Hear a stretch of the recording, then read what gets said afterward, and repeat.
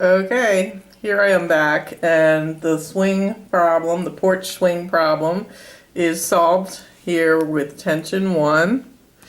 And here's the setup, and I think I dropped you off here and asked you to calculate tension 1, and it became 707.65 newtons. And with sig figs, that would go down. I think there were 3 floating around in this problem, so that 708. And down here, we take the force equation from up here. Now that we know T1, we put that number in and solve for T2. So that was what was accomplished here. And we end up with 582 newtons. We went on and solved this fishing pole problem.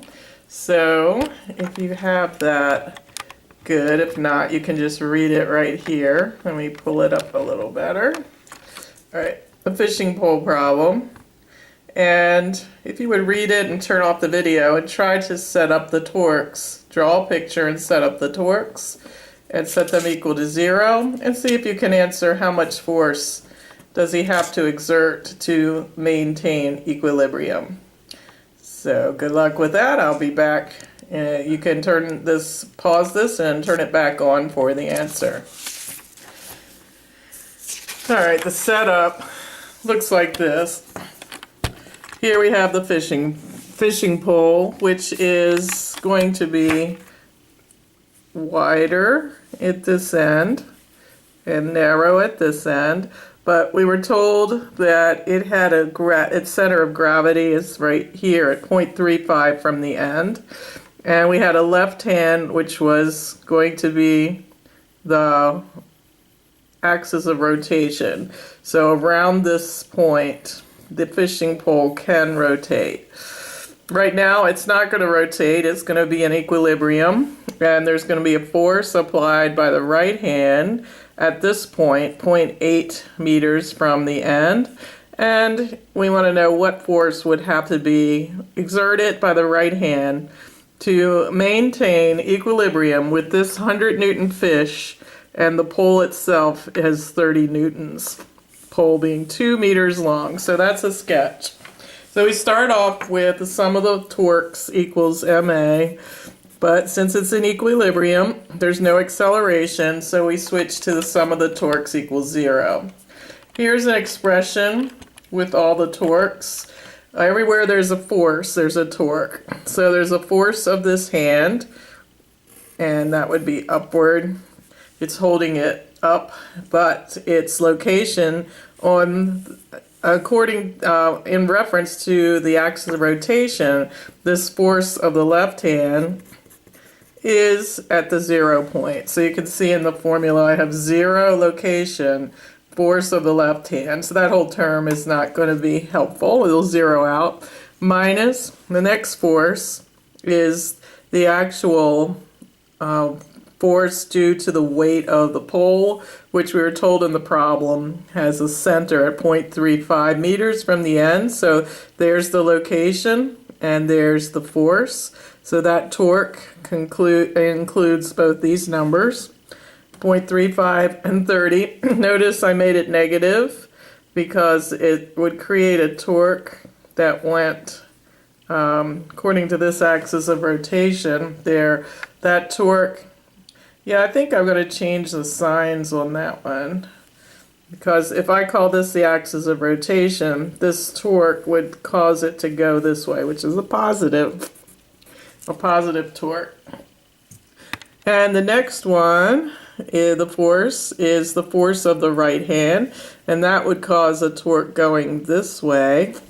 So that would be a negative torque, and that is located, I have that one down here, so I have a negative torque. And then we would have this torque is 2 meters away, but this is the fish. So 2 meters away from the axis of rotation, this force is downward, so it would create a torque going that way, which is clockwise. So let me switch those signs. Still equals 0. All right, that'll turn my math around to a wee bit, not too much. This will be positive, this will be positive, this will jump over and be positive, and we'll end up with the same answer. I just had to switch some signs around to match the picture I drew. So when I did the math, I got the force of the hand. When I say force of the hand, it's the right hand, because that's what the question asks for. What force does this hand exert in the upward direction to keep this in equilibrium? 263. So all these problems boil down to the same thing, whether they're porch swings or fishing poles or meter sticks. They all have torques created by forces that are applied perpendicularly at locations. And when we multiply the location from the axis of rotation times the force for each one, we add those up and set them equal to 0 and solve for what needs to be solved for. All right, the next one is problem C. So here it is. And you can jot that down and draw a picture of it, and we end it with that one. I don't know how long I've been talking here. Probably I can fit this one on. So we have a uniform meter stick. It's supported at 30 centimeters, and it's balanced with a 50 Newton weight hung from the 0 mark. So that's right at the end. What is the weight of the meter stick? Right, so pause and draw that out. See if you can put in all the forces and add up the torques that they present and set it equal to 0, solving for the weight of the meter stick. When you need to check your work or get some help, turn it back on. Here's a picture of this scenario. We have the 50 Newton, is it 0.5? I'm sorry, let me look back here. Yeah, 0.5 Newton mass that's hung right from the 0 mark. So I have divisions on my meter stick. So I go up from 0, 10, 20, 30, 40, 50, 60, 70, 80, 90, 100 centimeters. I'm going to work this all in meters. So, all right, so with this one, we are told that the actual meter stick is supported at the 30 centimeter mark. So I changed that to meters and I marked it. So that's the support. That is around which this meter stick will rotate. It is the axis of rotation. And there is the balancing weight, and we want the weight of the meter stick. So this will involve two forces that are given, or actually one force that's given, the weight of the mass, the weight of the, it actually gives us the weight of the object hanging here, and then on this side of the axis of rotation, this part of the meter stick has a weight. So that will always be calculated from the center. So if this is 3 meters, 0.3 meters long, then this is going to be 0.15 meters from the end, or from the axis of rotation. Over here, we've got 1, 2, 3, 4, 5, 6, 7 centimeters, and the weight of this part of the meter stick will be calculated from its center, which will be right in the middle here. So if this is 7, then this will be 0.35. So let me put in those measurements, draw them in. So this is 0.35 being half of 7, and this one was 0.15 meters being half of 0.3. All right, so those numbers will all be helpful. The sum of the torques is 0. So let's see what forces and torques appear. So the first one is going to be the torque created by this mass, or well, it's a weight.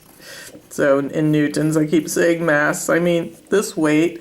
It's going to go around the axis of rotation this way, which is counterclockwise. It is at -1. It's 0.3 meters away from the axis, and its weight is 0.5. So we have the force, which is the weight, and the distance. I put the distance first. Next, we get the weight of the meter stick on the left side. So that is going to be, where's that? The weight of the meter stick on the left side is going to be, seems like I have an extra number in here. I don't know what this is. Sorry. All right, let's get rid of that. I think it was part of this problem. Next, we have the weight of the meter stick on this side. So the weight of the meter stick on that side is going to be 0.3 of the whole weight, because it said it was a uniform meter stick. So we're going to have 0.3 of the weight on this side and 0.7 of the weight of the meter stick on this side. So I'm going to put that into my equation right here. 0.3 of the weight of the meter stick is going to cause a torque from this spot, and we already identified it as 0.15 meters.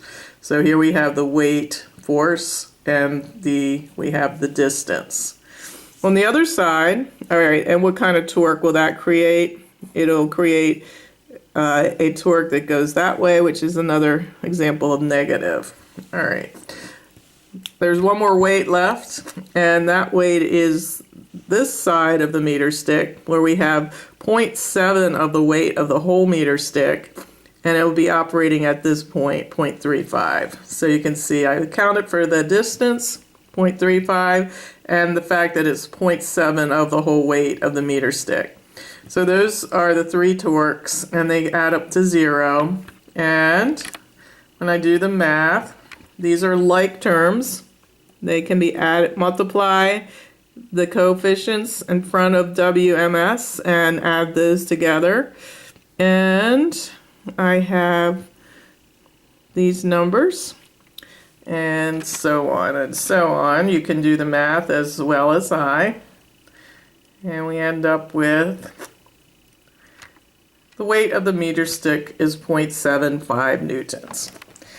That's all we did on Monday. We just did those couple problems, and then we weren't inspired to go any further because the Christmas break was lulling us, calling us with its siren song, so we ended there. I hope seeing these problems is helpful, and we will be picking that up a couple Mondays from now when we return. So have a really great, peaceful, restful, fun, and joyful break. I will see you when I see you. Bye.